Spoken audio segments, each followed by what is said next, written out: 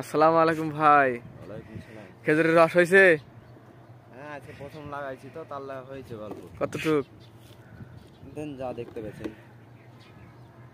আর এই গাছে ওর কাছে বেশি হবে। বেশি হবে, খোলা হয়নি না? সকালবেলা শীতের দিনে খেজুরের রস আসলে অসুন্দর স্বাদ, না খাইলে মিস করবেন। আচ্ছা, ওইটা উঠে দেখি। আরো দুটা গাছ বাকি আছে আমাদের।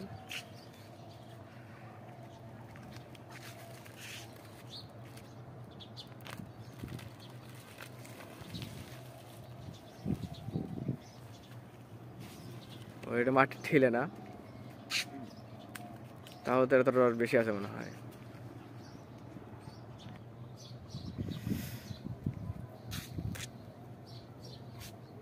কি করেন ভাই?